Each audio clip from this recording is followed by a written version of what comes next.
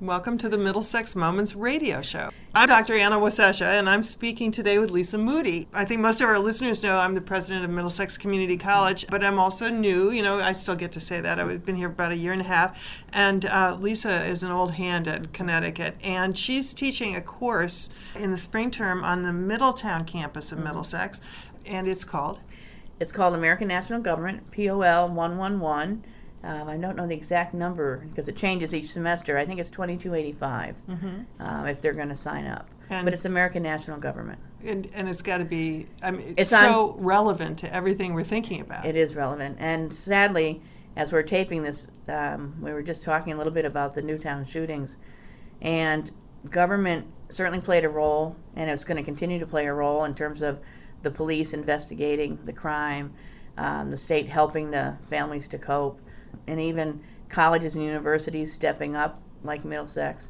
I think you're going to see a big effort to help those students and their families and their siblings in terms of college education. I know UConn, I heard today, was setting up a special fund for scholarships. But government affects people in so many ways, and that's what I try to impart to my students. I've taught 3 semesters so far, all at the Meriden Center on Wednesday afternoons, and I'm really trying to. People say, oh, I hate government, it doesn't affect me, I don't want to learn about it. I try to tell them it affects everything they do. And on the first day of classes, I often will start by telling students that, on their way here, government affected their lives in so many ways. One, did they get any scholarship or aid so that they could attend? And by the way, Middlesex is a state school. So it is government in and of itself. But even getting in their car, and let's say they got gas on the way over, how much they paid per gallon for that gas was set by government, in large part, through taxes and the like, excise taxes. Whether or not they had to wear a seatbelt was decided by government. Whether or not they needed to stop for a stop sign and what would happen if they didn't and got a ticket was determined by government. So just trying to make it all real, that government does affect them in so many ways they don't even realize. I know. I'm so glad you're teaching this course, and I wish everybody would take this course. And I should just say, anybody who's in the community who wants to come and take one course can do it at Middlesex, or if they want to come and be a full-time student or anything in the middle. Yep, would love to have them because we teach everything from, we start with the founding fathers, 55, as I like to say, 55 white, wealthy men, right through present day, where we had a former female governor, and I think you'll see a couple of female presidential candidates next cycle. But we go from the beginning of the country to now, and they learn so much. And it's something that they can apply and use. It's frankly, what government decides today, the greatest effect is going to be on the generations, to succeed us. The kids in the classrooms today are going to be affected by the decisions made on budget cuts and Medicare and Social Security. But anybody needs to learn about it so that they can have an active voice in their own government and play a role. That's right. And I try to encourage the kids not just to vote, obviously, which was an important message this semester because which was fascinating, the presidential campaign. But they can get involved on their local town committee or board of ed, run for the board of ed, or serve on a zoning commission at the local level, whatever. But that's what government was all about. So. I think I know a lot of them said to me on the way out, at our last class, I never realized it, and now you made me want to do it.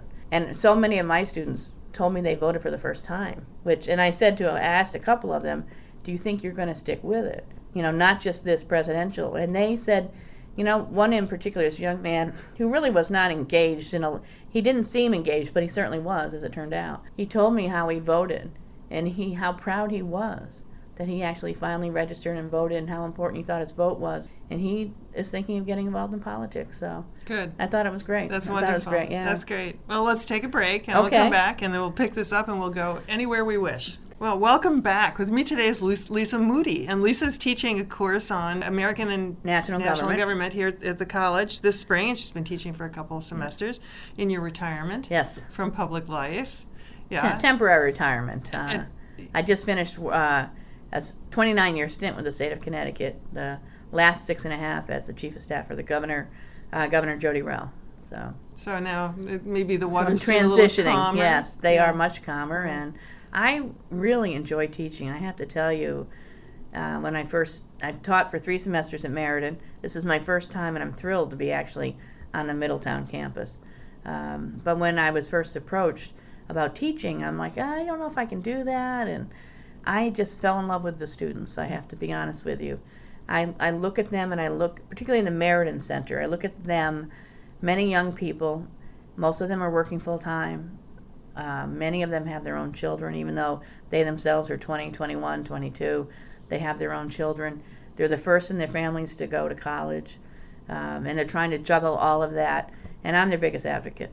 You know, I am not there to try to fail them. I'm there to try to teach them, but I'm there to try to help them, because I'm so impressed that they are really juggling all of that and making it work, and they really care about succeeding.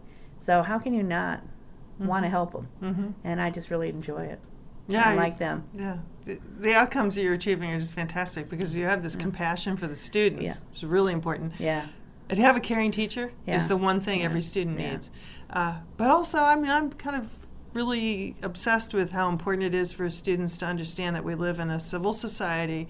We are a democracy, the oldest existing democracy in the history of the world, and that it takes every day, every one of us pulling together to make it actually succeed. And there are so many signs that that we're fractured. That's one of the things we talk about in the class about apathy, and how important it is. Everybody does have a role.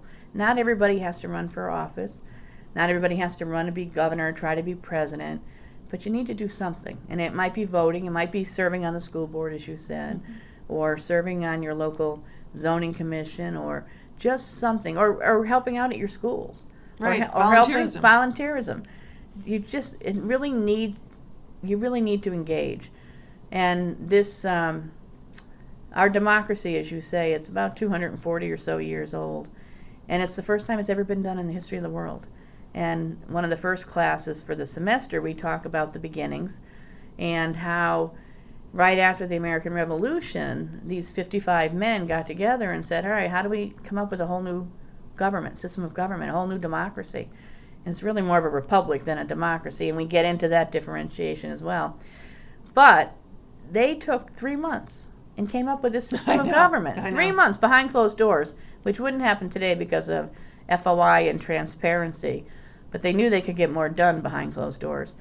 But they met for 3 months, came up with a whole system of government with the 3 branches, executive, legislative, judicial, how everything worked. They set up a presidency, a Congress, 2 houses. We talk about the Connecticut Compromise, which is why... What was the Connecticut Compromise? The Connecticut Compromise is we have a Senate from 2 members from each state and the House elected by population.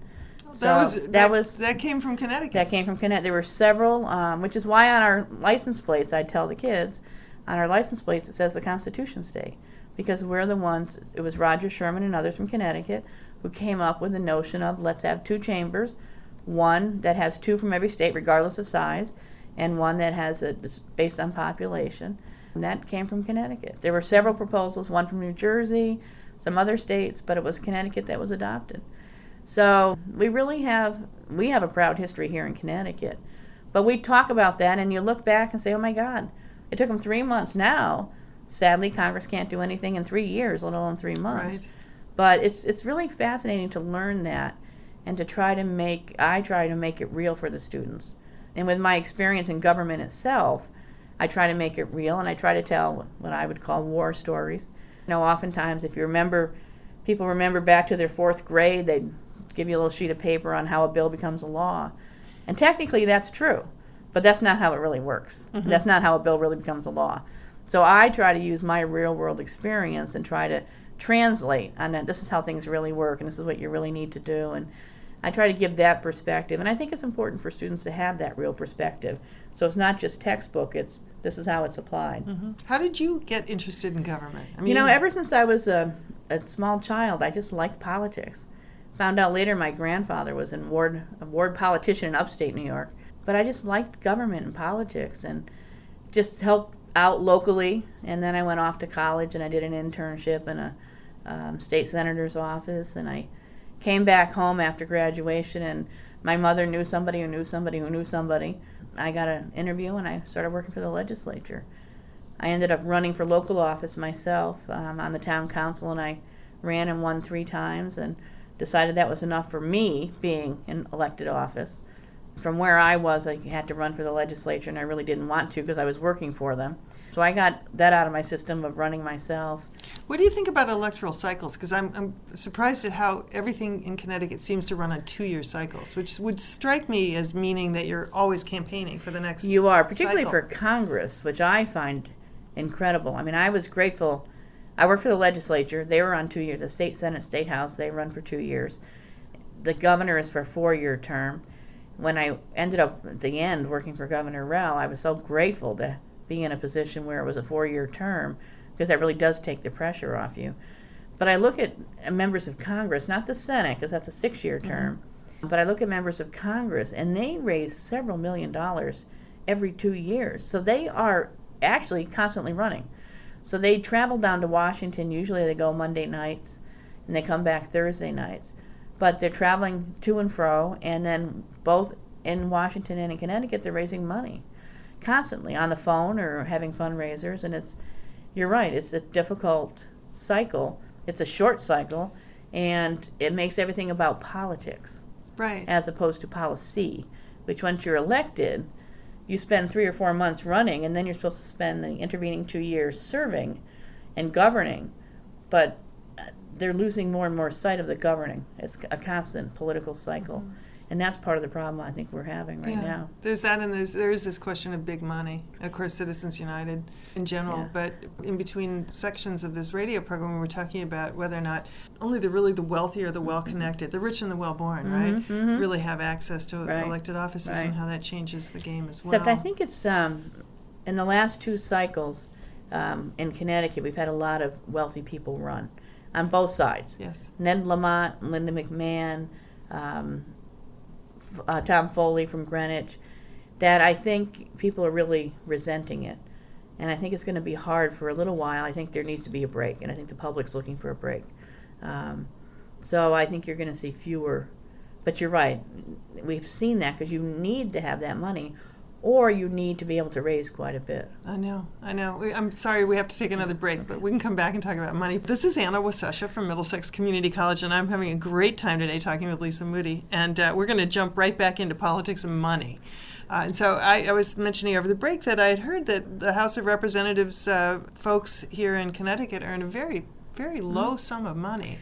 They do. They get about $30,000. Which really you certainly No. can't support a family. You're probably eligible for food stamps at that You point. probably would be if you have, especially have a couple of children, you're Sure. married.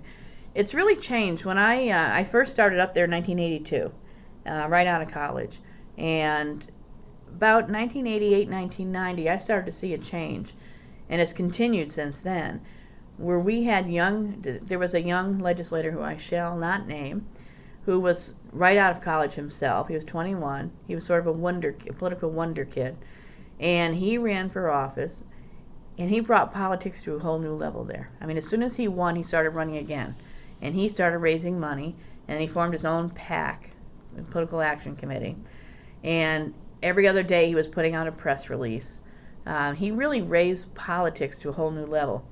In Connecticut, our history is one of a citizen legislature, where we want to get a cross-section of the state.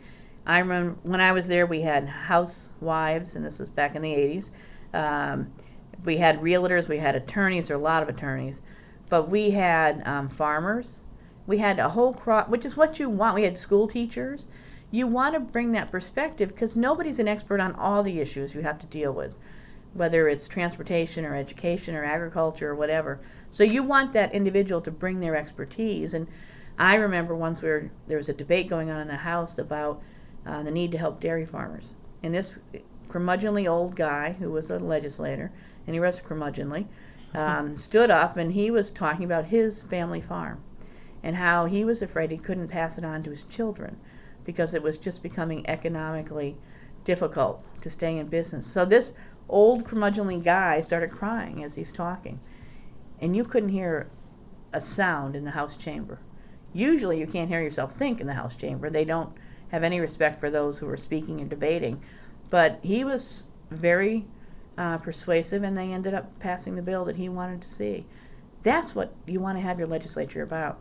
So that had been the norm, and then you saw this young man and how he changed it, and then you saw he went out and recruited others. And suddenly you had these people who this was their only job. Right. Because they were young, they weren't married yet, or if they were, they were used to being college students and not having a lot of money. So they could live on, I think then it was probably $24,000, but they got the good state health care benefits, and they got, I think, $1,000 or $1,500 in gas money. So you saw it become changed to the political, and it was constantly sending out press releases and holding press conferences and trying to position and thinking, okay, what am I going to run for next? Am I going to run for state senate or Congress? And I think the whole institution sadly has changed, and not for the best, over the last 20 years. And we were talking earlier that you might fight over 20% of the issues. 80% you agree on, you push them forward. You fight Democrat, Republican over 20%. But at the end of the day, you would go off and maybe have a glass of wine together, or go to a baseball game together. The camaraderie, the collegiality of serving in the legislature, that's gone now. Republicans don't like Democrats and vice versa. But Republicans often don't like Republicans, and Democrats don't like Democrats, and staff fight. There's just a lack of respect. There's a lack of appreciation for the history of the institution of the legislature or the governor's office.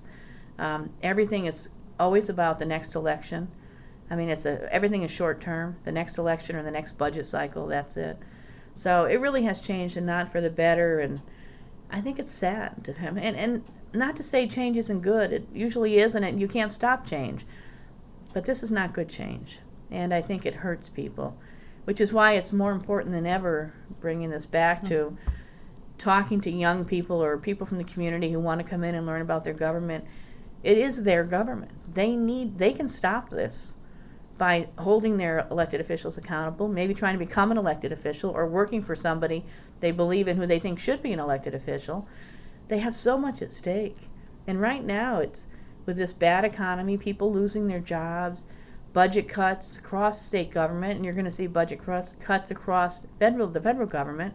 Changes, you're going to have changes to the entitlements of Medicare and Social Security, because we're going broke as a nation. We're going broke as a state.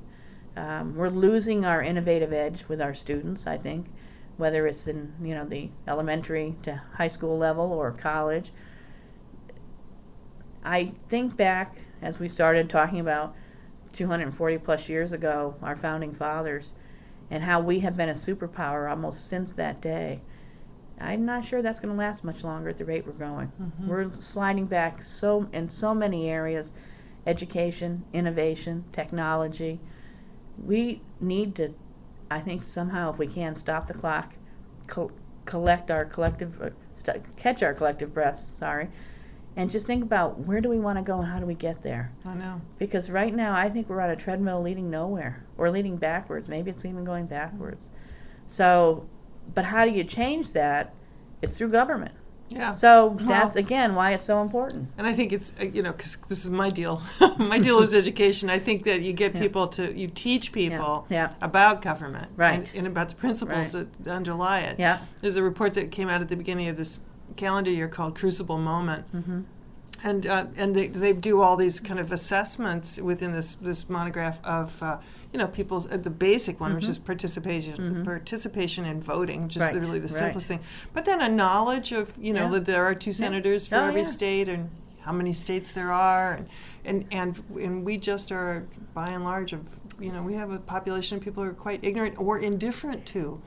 I shouldn't maybe tell you this, but on my first day, after talking about how government affects them and trying to understand that, making them understand that, I give a quiz.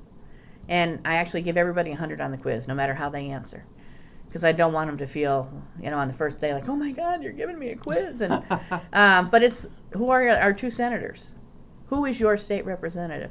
Do you know who the Speaker of the House is, federally? I don't really ask very difficult questions. I have to tell you, if they can get 2 out of 12 questions, I'm lucky. Right. So it's shameful, the level of knowledge. You're exactly right. And it's borne out, the first day of every semester when I hand this out. By the time we're done, they know who the first female appointee to the Supreme Court was. So, which is good, and I'm hoping they carry that with them. I think they will, on the importance of it. But you're exactly right. We are at it. This is a crucial moment, and it starts with an understanding and a basic understanding of the government. Who is government, and how do we help? Yeah. These are such enormous issues. Well, we're gonna. This program always goes by just like birds in flight at the right time of the year. So let's go back to what would be involved if a student or a person at large wanted to take this course. Like, do you meet once a week? We meet once a week. It's going to be on Tuesdays here in the Snow Building. And what Snow time? Hall, from 7 to 9:50. Oh, perfect. Which is for somebody in particular, adults? if they're working adults. So 7 to 9:50, just once a week, every Tuesday. I do quizzes and homework assignments. And what do they read? That we have a book that's called The Irony of Democracy. And the irony of democracy is that democracy, which demos comes from the Greek people, a government of, by, and for the people, yet people aren't participating. So it's supposed to be about people, but they're just apathetic. They're not involved. So we talk about that. We talk about what's called the iron rule of oligarchy, which is any organization, whether it's a little league team or a college campus, is run by the elites. In this case, government, which is the president, governor, and I try to do state. It's really a focus on the federal level, but I make it about both the federal and the state. So the state legislature and Congress, both houses, and we get into that. We get into who the founding fathers were, what they came up with for a system, why. And then we go through, which to me is the most fascinating part, we go through history essentially from 1776 forward. And when we get to the 1870s, 1880s, and we spend a lot of time on the Civil War, really on the issue of slavery. And I would take too much time to explain how it really, when we had a constitutional convention in 1787 where they came up with our Constitution, including the Bill of Rights, they actually fought over the issue of slavery. And we almost didn't have a country and a constitution because the Southerners didn't want there to be anything about slavery, prohibiting it in the Constitution. So they basically decided, okay, we're going to get rid of slavery, but it'll have an effective date in 20 years. Oh, really? Yeah. So it's like leasing Hong Kong for 99 years. Exactly. Yeah. So we talk about, to that point, then we talk about how the only time our system really broke down was the Civil War and Abe Lincoln. But then you get to the 70s and 80s, and I'm trying to condense all of this. And we talk about how the income gap between rich and poor, with the whole monopolization and the industrialization following the Civil War, where you had the Rockefellers and the Astors and the Carnegie and Mellons and everybody making all kinds of money. So the rich were getting rich, the poor weren't. You had bad working conditions. You had people who were working, 60, 70 hours a week. And I could go on, but it's exactly what's happening today. So I said, does any of this sound familiar to you guys? And it's the same issues. We're just we cycle, and 120 years later, we're going through the same thing. Low wages. We had the Italian and Irish immigrants coming over, which lowered everybody's wage because they would work for anything because they were desperate for work. Same as with us in terms of the Chinese or Mexican workers that are lowering American wages. So we get into all of that right up through current time with globalization. So we talk about everything, and we digress a lot. I'm good at that. Oh, good. Because I want to make it fun and real. Classes, yes, right. exactly. And right. I try to get them involved. And we have open debate in the class. We almost had a presidential debate, but we ran out of time. We had a snow day that threw us off. But we very much student participation. It's not just a dry lecture. So I encourage people. It's fun, and I like doing it. So I like to make it fun because I realize you learn better when it's fun and they're engaged. Yeah, listen, I would love to be in your class myself. And listening to you, I'm thinking we should have a state and local government class as well. It's kind of the corollary. I think it is a corollary, and it really affects them, as you were saying earlier. Yeah. Local government affects you much more directly, and I think that'd be a great idea. Yeah. And maybe out of that, we'll first of all get people to vote during the elections, Yeah. but maybe run for office, because Yes. we got to keep this thing going. Well, That's right. and there'll be advocates for Middlesex as they're in office, and That's good too. absolutely. Well, Lisa Moody, how great to meet you. Thank you. You as well. Thanks for coming over here for this radio show. This has been the Middlesex Moments radio show, and if those listeners out there who have never heard of Middlesex Community College before would like to learn something about us, we have a fantastic website at mxcc.edu. I'm Anna Wasesha, president of Middlesex Community College, wishing you a good day.